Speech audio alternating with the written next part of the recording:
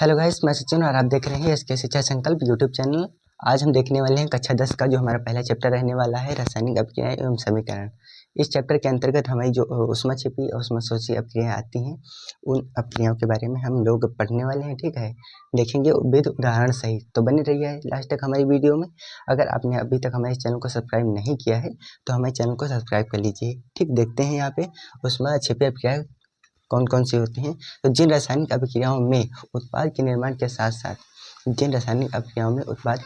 साथ साथ ऊष्मा भी उत्पन्न होती है उन्हें हम ऊष्माक्षेपी अपक्रिया कहते हैं। ठीक है, तो इसका उदाहरण ये है CH4 और 2O2 मिलकर ये CO2 और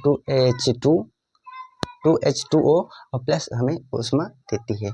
इन अभिक्रियाओं में हमें ऊष्मा मिलती है। ठीक है, और जो ये ऊष्माशोषी अभिक्रियाएं हैं इनमें हमें ऊष्मा देनी पड़ती है, यानी कि बिना दिए ऊष्मा ये पूरी नहीं होती है। ठीक है, तो इसलिए इसकी कुछ परिभाषा इस प्रकार है। जिन रासायनिक अभिक्रियाओं में ऊर्जा अवशोषित होती है उन्हें हम ऊष्माशोषी अभिक्रियाएं कहते हैं। ठीक है, इसका उदाहरण कुछ इस प्रकार है। N2 प्लस O2 मिलकर बनाती हैं 2NO माइनस ऊष्मा। इसमें प्लस ऊष्मा है, इसमें माइनस ऊष्मा इसलिए है क्योंकि इसमें ये जो है ऊष्मा ही हमें इन अपक्रियाओं में देनी पड़ती है और इन अपक्रियाओं द्वारा हमें ऊष्मा उत्पन्न होती है। ठीक है, ये जो हमारी थी ऊष्माशोषी और ऊष्माक्षेपी अपक्रिया कुछ इस प्रकार से है। क्लास 10 की पहला चैप्टर। हेलो दोस्तों, अब हम पढ़ने वाले हैं कक्षा 10 रासायनिक अभिक्रियाएं एवं समीकरण चैप्टर से जो हमारा संचरण है। संचरण के बारे में हम लोग संपूर्ण जानकारी लेंगे विद उदाहरण सहित। ठीक है, तो अब पढ़ते हैं। ठीक है, हम पाठ जो हमारा लेसन पहला है इसके अंतर्गत ये हमारा आता है संचरण। ठीक, संचरण के बारे में हम लोग देखते हैं कि क्या होता है संचरण। ठीक है, इसके बारे में जब कोई धातु अपने आसपास अम्ल आर्द्रता आदि के संपर्क में आती है तो वह संचरित हो जाती है। इस प्रक्रिया को ही हम संचरण कहते हैं। ठीक है, यानी जब कोई धातु अपने आसपास अम्ल आर्द्रता आदि के संपर्क में आ जाती है तो वह संचरित हो जाती है।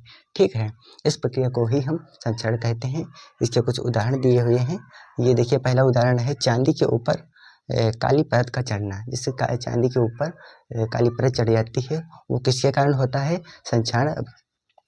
संक्षारण के कारण ही ये चांदी के ऊपर काली परत चढ़ जाती है। इसका दूसरा उदाहरण जो हमारा है तांबे के ऊपर हरी परत चढ़ना। ठीक है, तांबे के ऊपर हरी परत जो चढ़ती है वो हमारी संक्षारण के कारण ही चढ़ती है। जैसे लोहे के ऊपर जंग लगना।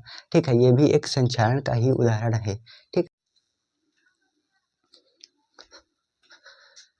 हेलो दोस्तों, अब हम पढ़ने वाले हैं कक्षा 10 साइंस का जो रासायनिक अपक्रियाएं एवं समीकरण पहला चैप्टर था उसके अंतर्गत जो हमारी आती हैं रासायनिक अपक्रियाएं। ठीक है, रासायनिक अपक्रिया के बारे में हम लोग पढ़ने वाले हैं।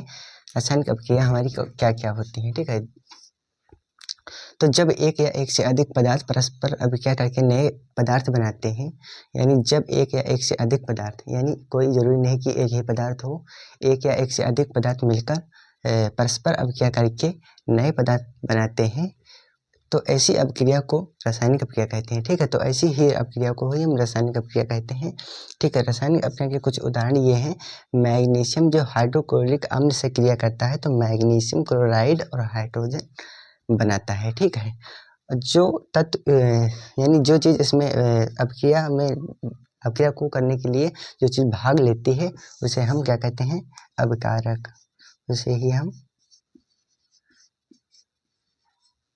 अभिकारक कहते हैं। और जो अपक्रिया मतलब होने के बाद हमें उत्पन्न होकर प्राप्त होती है उसे ही हम उत्पाद कहते हैं। ठीक है, तो जैसे मैग्नीशियम हाइड्रोक्लोरिक अम्ल ने इस अपक्रिया में भाग लिया तो ये दोनों हमारे क्या होंगे? अभिकारक। और ठीक है, जैसे मैग्नीशियम क्लोराइड और हाइड्रोजन उत्पाद है इसके। ठीक है, तो इसको हम उत्पाद कहेंगे। ठीक है, तो ये हमारी क्लास 10 साइंस की जो पहला चैप्टर था रासायनिक अपक्रियाएं एवं समीकरण चैप्टर से रासायनिक अपक्रियाएं जो हमारी थी तो कुछ इस प्रकार से है। आप लोग हेलो दोस्तों, अब हम पढ़ने वाले हैं कक्षा 10 के रासायनिक अपक्रियाएं एवं समीकरण चैप्टर से जो हमारी विकृत गंधिका। ठीक है, विकृत गंधिका के बारे में हम लोग पढ़ने वाले हैं पूरा उदाहरण सहित। ठीक है, कि विकृत गंधिका क्या होती है। तो विकृत गंधिका जब वसा और तेल तथा उनमें बनाए गए खाद्य पदार्थ। जब वसा और तेल तथा उनमें बनाए गए खाद्य पदार्थ वायु की ऑक्सीजन से क्रिया करके ऑक्सीकृत हो जाते हैं, उनमें एक विशेष प्रकार की गंध भी आने लगती है, ठीक है, तथा उनका स्वाद भी खराब हो जाता है। इस प्रकार की प्रक्रिया को ही हम विकृत गंधिका कहते हैं, ठीक है। इसका उदाहरण जो हमारा रहने वाला है, अचार व मुरब्बे को खुली वायु में रखने पर खराब हो जाना, ठीक है। अचार व मुरब्बे को खुली वायु में रख देने पर वो खराब हो जाना, यानी अचार या मुरब्बे को खुली जगह पर रख दो तो वह कुछ समय बाद मतलब खराब हो जाता है। तो उस क्रिया को ही विकृत गंधिका कहते हैं, यानी विकृत गंधिका के कारण ही अचार व मुरब्बा खुली वायु में रख देने पर खराब हो जाता है, ठीक है।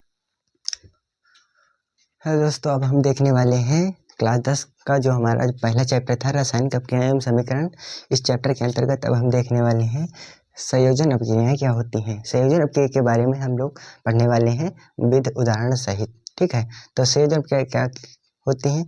संयोजन अपक्रिया वह रासायनिक अपक्रिया है जिसमें दो या दो से अधिक संयोजन अपक्रिया वह रासायनिक अपक्रिया है जिसमें दो या दो से अधिक प्रकार के पदार्थों के अणु परस्पर जुड़कर केवल एक ही प्रकार के, यानी दो या दो से अधिक प्रकार के पदार्थों के अणु परस्पर जुड़कर केवल एक ही प्रकार का पदार्थ के अणु बनाते हैं, उन्हें हम संयोजन अपक्रियाएं कहते हैं। और संयोजन अपक्रियाएं के जो हमारे उदाहरण हैं, जैसे 2Na प्लस Cl2 बराबर 2NaCl2 बनाता है। तो 2Na हमारा सोडियम है और Cl2 हमारा जो है क्लोरीन है। तो ये दोनों मिलकर हम बनाते हैं सोडियम क्लोराइड, ठीक है। इस प्रकार से एक और ये उदाहरण है CO प्लस Cl2 मतलब COCl2। ये दो उदाहरण दिए हैं, ठीक है। ये संयोजन अपक्रिया हमारी है, ठीक है। क्लास 10 जो कि पहला चैप्टर रासायनिक अपक्रिया एवं समीकरण हमारा है।